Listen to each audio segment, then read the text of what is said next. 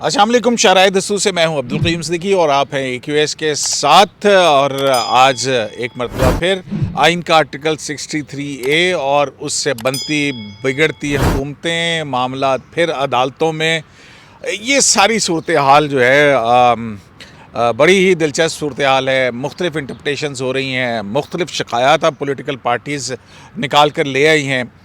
इस सारी सूरत हाल में एक ऐसा फ़ैसला जो कि 63A में सुप्रीम कोर्ट के 5 जज साहिबान ने दिया, जिनमें से 2 जज साहिबान ने कहा कि ये आइन में ये तहरीफ या उसको रीराइट करना है, और 3 जज साहिबान जिन्होंने आज ही लाहौर के अंदर बैठकर इस 63A के बाद और वज़ीर आला हमज़ा शहबाज के मुंतखब होने के बाद और स्पीकर रूलिंग के तहत PMLQ के 10 वोट मुस्तरद होने के बाद ये सारी, और फिर रात को काफ लीग जो है और इमरान खान PTI के लोग वो लाहौर रजिस्ट्री गए, दरवाज़े खोले, अंदर चढ़े।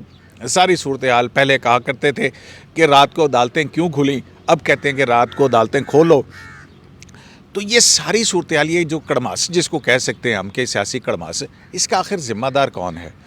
कहने वाले ये कहते हैं कि जनाब वो 3 जज साहिबान जिन्होंने आज ये समाअत की है, उनका ये फ़ैसला कि स्पीकर को ये इख्तियार कि वोट शुमार नहीं किया जाएगा, असल में इसने सारी जो है बुनियाद और तारोपोद जो है वो पार्लियामानी डेमोक्रेसी के अंदर बखेरे हैं। इस पर बात करते हैं कि आज की समाअत के अंदर क्या हुआ, क्या चीज़ ज़्यादा ऑब्ज़र्व की, क्योंकि वीडियो लिंक पे लाहौर से जो है एक वक्फे के बाद समाअत यहाँ पे भी हुई, जिसको विटनेस किया जनाब मतीउल्लाह जान ने, जहाज़ेब अब्बासी ने और इमरान वसीम ने। बदकिस्मती से मैं एक मरतबा फिर यहाँ से गैर हाजिर था। मतीउल्लाह जान, ये सारा कुछ जो हो रहा है, ये सामने आया ये जो सारा कुछ हुआ है, ये हो रहा है, हु इज़ रिस्पॉन्सिबल? अब ये ख़बरें आ रही हैं कि जनाब इस्टेब्लिशमेंट जो है वो नरम मुदाखलत की बात जो है ना वो करने चाह रही है। देखें, एक तो जो कुछ पहले फ़ैसला हो चुका और आपने ख़ुद उसका ज़िक्र कर दिया कि मामला स्टार्ट ही वहाँ से हुआ था कि एक चीज़ आइन में है ही नहीं, और वो आपने आइन की तशरीह का नाम लेकर उसमें आइन में डाल दी, और फिर उसकी तफसीली वजूहात जारी नहीं हुई, उससे पहले ही उस पर अमल दरामद शुरू हो गया। और फिर अमल दरामद ऐसा शुरू हुआ कि जब वो अमल दरामद हुआ, इलेक्शन भी हो गए, और दोबारा जब वोटें हुई, वो PMLQ की रिजेक्ट हुई, तो अब फिर वही जजेस सुनने के लिए बैठ गए। अब एक तरफ तो इन तमाम फ़ैसलों के, इलेक्शन कमीशन के फ़ैसलों के ख़िलाफ़ भी अपीलें सुप्रीम कोर्ट में आई हुई हैं, वो अपीलें भी नहीं लगाई जा रही। फिर जो मौजूद 5 जजेस बेंच ने मुख्तसर फ़ैसला दिया था कि वोटें शुमार नहीं होंगी 63A वाला, उसके ख़िलाफ़ नज़रसानी की दरख्वास्तें वो भी नहीं सुनी जा रही, और वो फिक्स भी नहीं हो रही।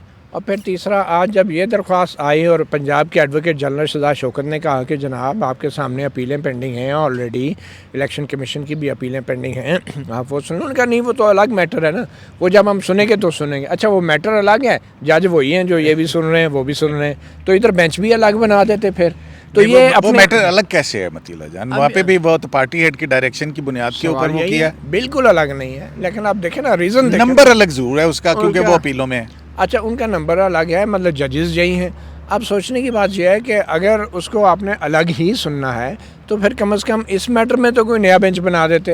क्या दूसरे जजेस, सुप्रीम कोर्ट के जो 10-12 जजेस हैं, वो सुप्रीम कोर्ट के जजों की उनकी तनख्वाह कम है या इनकी ज़्यादा है? मतलब ये हैरत की बात नहीं है कि चीफ जस्टिस भी लाहौर में है, एजाजुल एहसन साहब भी लाहौर में, इन दोनों की तो चले लाहौर में घर हैं, समझ आता है कि वीकेंड के ऊपर गए होंगे घर पे। मुनीब अख्तर साहब को कहाँ से बुलाया? मुनीब अख्तर साहब तो ज़ाहिर बात है यहाँ से ही गए मेरे ख्याल में। इमरान, कोई आपके पास है कोई इतला? देखें, आज तो हमने जो टिकर चलाया उसमें तो यही कहा गया है कि मुनीब अख्तर साहब को बुला लिया गया है। अगर नाम ही बुलाते, केस ना लगता, उन्होंने लाहौर जाना ही जाना था। पीर से आपको पता है कि उनका बेंच बना हुआ है। मंसूर अली शाह साहब भी मेरे ख्याल लाहौर में ही थे। मंसूर अली शाह साहब भी यहीं पे हैं। जिस तरीके से मुनीब अख्तर साहब यहाँ से रवाना हुए हैं, अगर उन्हें बुलाते तो उन्हें भी यहाँ से रवाना होना पड़ता।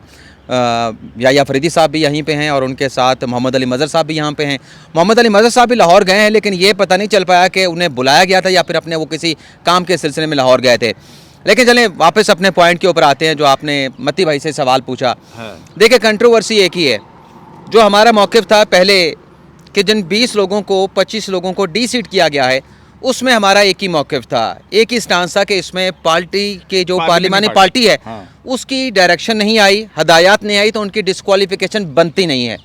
हम यही कह रहे थे उस वक्त कल रात से भी यही कह रहे हैं, लेकिन वो इलेक्शन कमीशन ने फैसला करके उनको डिफेक्शन उनके ऊपर लगा दी, उन्हें मुनरफ कर दिया, डी-सीट कर दिया। लेकिन वो फैसला सुप्रीम कोर्ट में पेंडिंग है। और सुप्रीम कोर्ट में जब वो केस आया, जब पहली उसकी समाअत हुई, उसमें भी एक बड़ा दिलचस्प जो है वो अपना पॉइंट अदालत के सामने रखा गया और चीफ साहब ने भी उस पर बड़ी हैरानगी का इज़हार किया। गालिबन उस्मा कारदार साहब ने जज के साथ बात की थी, जिसमें उनका यह कहना था कि बात हो रही है पार्लियामेंट्री पार्टी के लीडर की, उसकी इंस्ट्रक्शन की। यहाँ पे तो इंस्ट्रक्शन आई नहीं, हमें कोई इंस्ट्रक्शन दी ही नहीं गई, पार्लियामानी पार्टी का इजलास नहीं हुआ। जो इंस्ट्रक्शंस आई थी, जो डायरेक्शन आई थी, वो इमरान खान की तरफ से आई थी। तो उस पर चीफ साहब ने रिमार्क्स दिए थे, आज भी अदालत में उसका जिक्र हुआ, लेकिन चीफ साहब ने कहा कि नहीं ऐसी कोई बात नहीं होती, गालिबन उन्हें शायद याद ना हो। लेकिन वो चीफ साहब ने खुद रिमार्क्स दिए थे, जिसमें उनका यह कहना था कि अगर ऐसा है कि पार्लियामेंट्री पार्टी की डायरेक्शन नहीं थी और ऊपर से डायरेक्शन आई थी, तो ये भी इलीगल है। ये चीफ साहब ने उस केस की समाअत करते हुए हमारे गुनाहगार कानून ने सुना था, और अब भी यही मामला। और फिर उन्होंने ये भी कहा था कि ये जो पार्टी हेड की आमरीत है, इसको भी हमने देखना है। बिल्कुल गालिबन इससे मिलता जुलता जो उनका रिमार्क्स था, इसी से मिलता जुलता था। लिफाज कुछ और सकते हैं, लेकिन अब देखें ना, हम उस वक्त कह रहे थे कि पार्लियामेंट्री पार्टी की बिल्कुल डायरेक्शन वहीं से आनी चाहिए, आज भी वही कह रहे हैं। लेकिन वो फैसला हम गलत कहते हैं कि इलेक्शन कमीशन उन्हें डी-सीट नहीं कर सकता था। यहाँ पे बिल्कुल ठीक हुआ है, लेकिन दो अलग अलग चीज़ें हैं। मेरे ख्याल में तो 63A की इंटरप्रिटेशन का फैसला भी गलत है। दो जज साहबान कहते हैं रीराइट किया है कॉन्स्टिट्यूशन, मैं और आप तो नहीं कह रहे ना। और फिर उसकी रिव्यूज़ भी हैं, वो भी दाखिल नहीं हो रहे हैं। हाई कोर्ट जो है उसको रेट्रोस्पेक्टिवली इम्प्लीमेंट कर रही है। एनीवेज, शहजाद शौकत साहब ये जो तासुर बन रहा है कि जनाब कुछ फाजिल जज साहबान ही बस एक मैटर को और वो सुनते हैं और वही बस वो करते हैं। और अब तो लोगों ने फप्तियाँ भी कसनी शुरू कर दी कि चीफ साहब बाकी जो जज हैं उनको उनके दरमियान में कोई लूडो टूर्नामेंट ही करवा दें। मतलब इस हद तक बात जो है हो गई है। और अब ये तासुर क्यों जा रहा है अदालत का? सिद्दीकी साहब, ये तासुर पहले था, अब मेरे ख्याल में ये तासुर हकीकत बन चुका है। मतलब ये अब हम देखें कि कोई भी अहम केस होता है, उसमें कहीं ना कहीं हम ये नहीं कह रहे कि कोई जज जो है वो कमतर उसकी अहलियत है, लेकिन बेंच कंपोजिशन के ऊपर हमेशा से ये सवाल उठता है कि जो मोस्ट सीनियर जजेस हैं वो क्यों शामिल नहीं होते, और कम से कम हर बेंच में जस्टिस एजाजुल एहसन साहब क्यों होते हैं। और यही मुतालबा इस वक्त जो पीडीएम है वो भी कर रही है। और अभी थोड़ी देर पहले मैं सुन रहा था, राना सनाउल्लाह साहब ने भी एक स्टेटमेंट दी है इसी हवाले से। उन्होंने ये कहा है कि जस्टिस एजाजुल एहसन को ही हर बेंच में क्यों शामिल कर लिया जाता है। तो इस वक्त भी ये मुतालबा किया जा रहा है कि एक लार्जर बेंच तश्कील दिया जाए, एक फुल कोर्ट बेंच तश्कील दिया जाए, जो इससे रिलेटेड जितने भी क्वेश्चंस हैं उन सब को सामने रखे और उसको सुने। अच्छा, अब एक और बड़ी और सारे केस लगा लें, मतलब जो भी हैं इस तरह के जिनमें कुछ एनॉमलीज हैं, वो सब इकट्ठे लगा के सुन ले लार्जर बेंच। एक बड़ा दिलचस्प मुकालमा हुआ इस केस की समाअत के दौरान। Deputy speaker Punjab assembly Irfan Qadir वकील थे दोस्त मिजारी साहब के, उनके दरमियान और जो बेंच है उसके दरमियान हुआ कुछ यूँ कि जब ये अदालती केस चल रहा था तो सुप्रीम कोर्ट बार बार कह रही थी कि किस पोर्शन का हमारा जो व्यू है उसके किस पैरे का हवाला देकर ये कहा गया है जी कि ये रूलिंग दी गई है। तो इसके ऊपर इरफान कादिर साहब ने एक मुतलका पैरा उन्होंने हवाला दिया कि ये इस तरह से 63A(1)(b) है उसमें। तो चीफ जस्टिस साहब ने उनसे सवाल पूछा, उन्होंने ये कहा कि इसमें तो पार्लिमानी पार्टी का जिक्र है, इसमें पार्टी हेड का जिक्र नहीं है।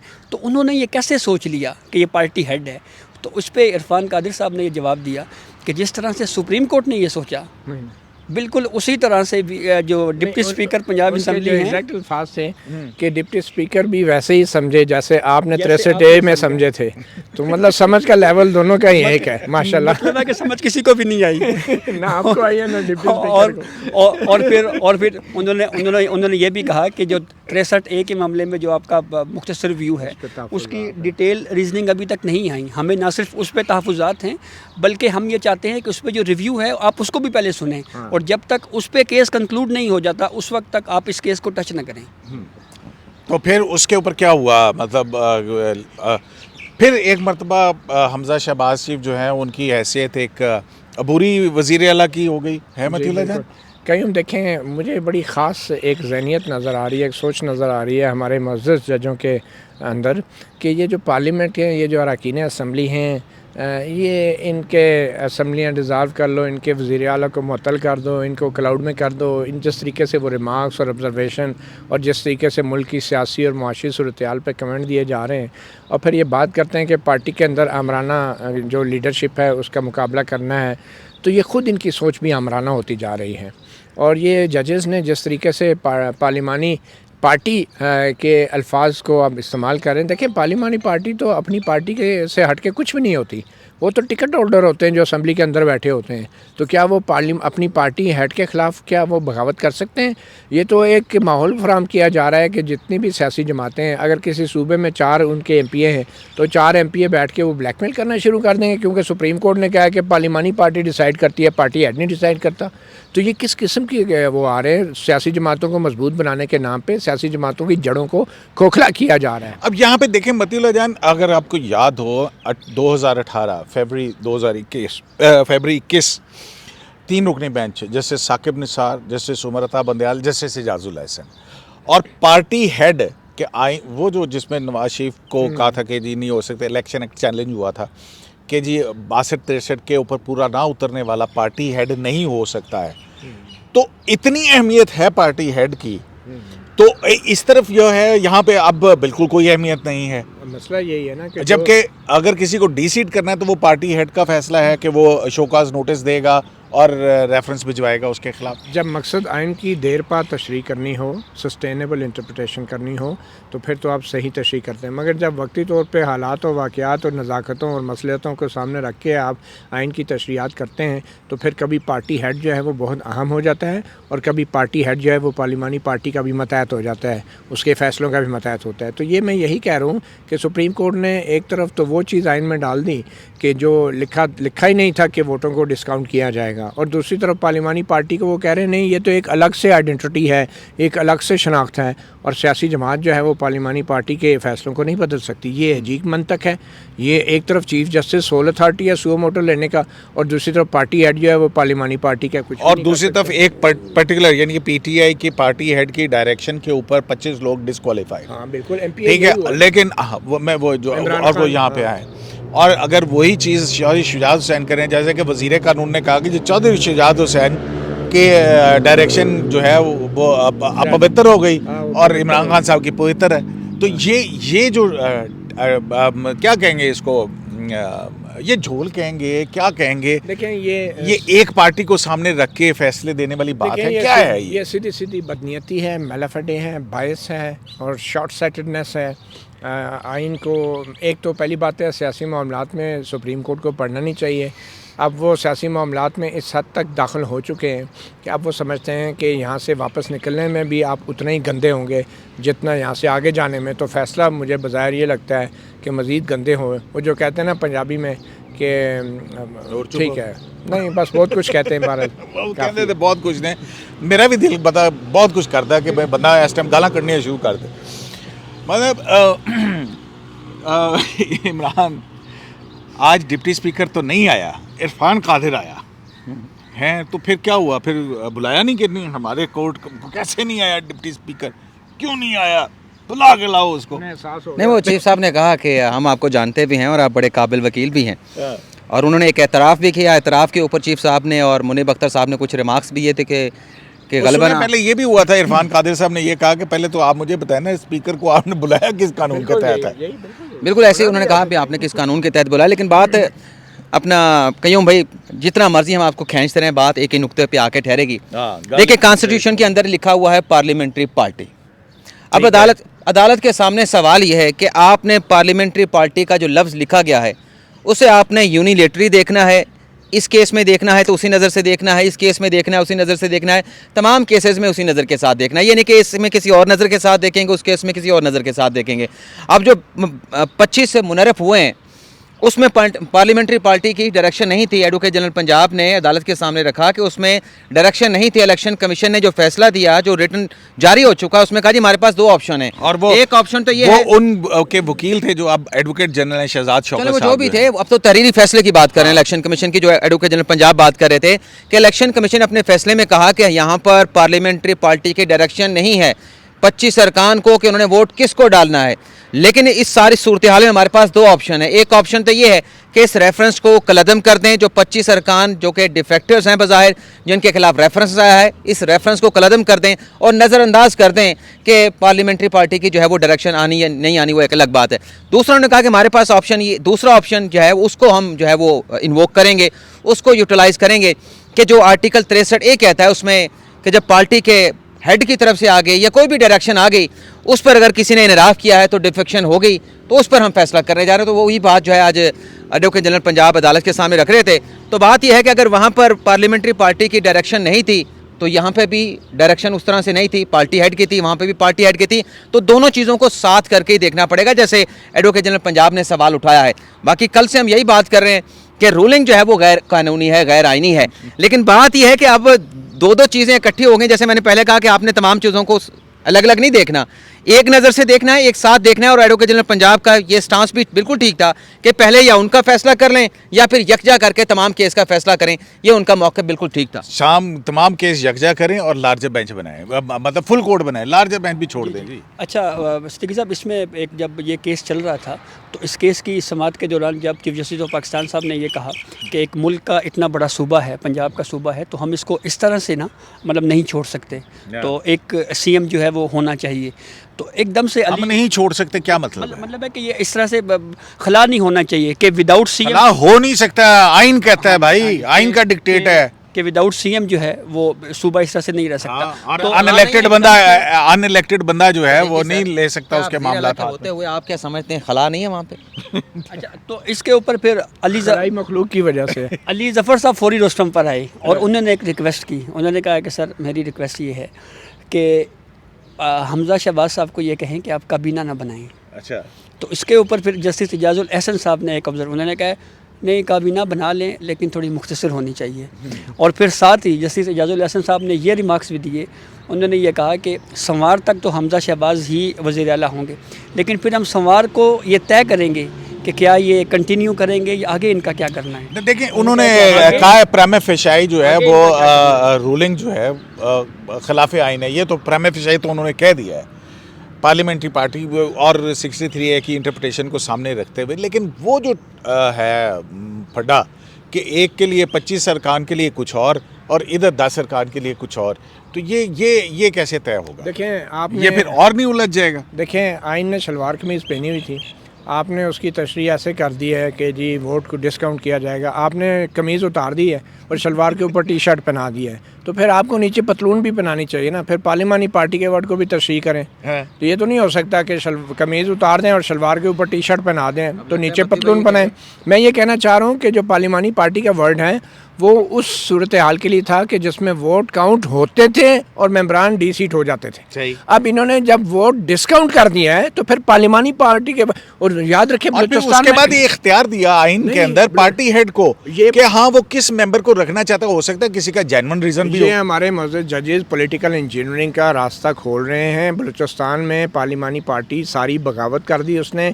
नवाज शरीफ की हुकूमत जो पहली गिराई गई थी और पार्लियामानी पार्टी के खिलाफ इसलिए कार्रवाई नहीं हो सकी कि उसमें पार्लियामानी वो लफ्ज़ लिखा हुआ था, क्योंकि वो डिफेक्शन की उस पर क्लास। अब देखें ना, एक नई कहानी भी है, सेनेट चेयरमैन, सेनेट का संगरानी का इलेक्शन खोल रहे हैं कि पार्लियामानी पार्टी जो है उसके खिलाफ वो जो भी फैसला करेगी वही अपनी फैसला होगा। और आपकी जो नेशनल लेवल की जो पार्टी है, जो लीडरशिप है, वो ब्लैकमेल होगी सूबाई असम्बलियों के इन चंद MPs के हाथों, जो पार्लियामानी पार्टी। मतियुल्लाह जान, देखें बात ये है कि वो ठीक है तो सूबाई सतह के ऊपर होता नहीं है, सूबाई गवर्नमेंट और की है, हाँ वो कहते हैं कि जी ठीक है।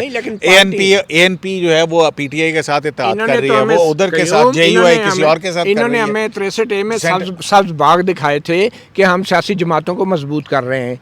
आर्टिकल 17 की तशरीह, पार्टी से वफादारी, और ये जो लोटाइज्म है और ये करोड़ों रुपए में बिक जाते हैं, ये कैंसर है, वो पार्लियामानी पार्टी के लिए था, वो सियासी जमातों के लिए सारा फलसफा झाड़ा गया था। और आर्टिकल 17 में जो राइट टू गवर्न है वो पॉलिटिकल पार्टीज को दिया गया, पार्लियामानी पार्टीज के लिए नहीं आर्टिकल 17 को इंटरप्रेट किया गया, वो सियासी जमातों के लिए किया गया था। और जब यहाँ पे बात आई है तो एकदम इन्हें याद आ गया इधर तो पार्लियामानी पार्टी लिखा है। मैं इसलिए कह रहा हूँ कि कमीज उतार दिए हैं तो नीचे शलवार की जगह पतलून भी लेकर आए और पार्लियामानी पार्टी को भी आप जब ये बात करने लगे थे ना, वो शर्ट पहनाने वाली और पतलून पहनाने वाले, अब लग ही रहा है कि जिस तरीके से एक बादिउल नज़र में अदालत ने कहा है कि रूलिंग जो है वो contrary to the our judgement है, तो अब ज़ाहिर सी बात है कि जब वो शर्ट पहनाई है तो फिर अब पतलून भी पहनानी पड़ेगी। अगर इसको सर्टिसाइड करना है तो फिर कोई रास्ता भी बनेगा कोई और।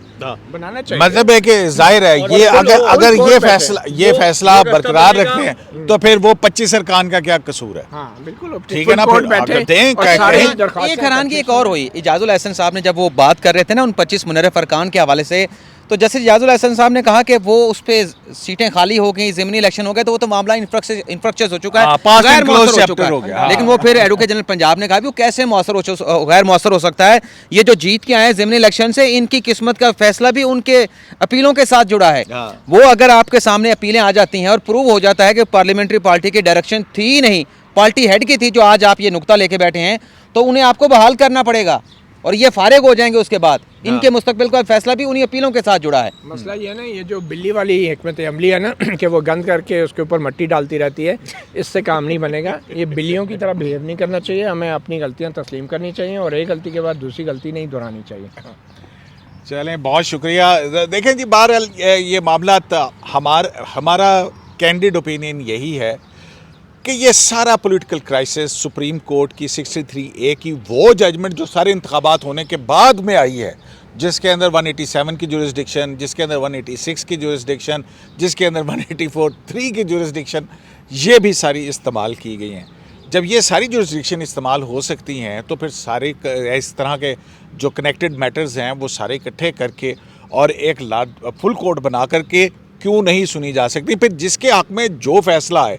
लेकिन अब ये तासुर जड़ पकड़ना कि एक पार्टी हेड को तनख्वाह ना लेने के ऊपर ताहियात नाहिल करना, जैसे कि तलाल चौधरी ने कहा, और दूसरे को सादिक और अमीन बंद बैंकों के रिश्तों कर रहे हैं। जाते जाते सिर्फ 2 लाइनें कह दूं, अगर ये तमाम केसेस को एक साथ मिला के यकजा फैसला नहीं करेंगे ना, तो ये चीज़ें इसी तरह से कोर्ट में आती रहेंगी और हर केस के अंदर कोई नई चीज़ आपको जो है फिर उसमें देनी पड़ेगी, नया फैसला करना पड़ेगा। ये कानूनी नुक्ते फिर निकलते रहेंगे, ख़त्म नहीं होंगे। अगर ख़त्म करना है, चैप्टर क्लोज करना है, तो आपको बैठ के जो है तमाम केसेस को इकट्ठा मिला के यकजा करके क्लब करके फैसला करना पड़ेगा तमाम सवालों का। बिल्कुल बिल्कुल, और फुल कोर्ट जो है वो उसके ऊपर बैठ के इसका फैसला करे, ताकि लोगों को ये ना कहना पड़े कि जस्टिस उमर अता बंदयाल साहब बाकी 10 जज साहबान का लूडो टूर्नामेंट ही करा दें, कम से कम वो कुछ तो करें। शरह दस्तूर से अब्दुल करीम सिद्दीकी को AQS लाइव से इजाज़त दीजिए। अल्लाह निगहबान।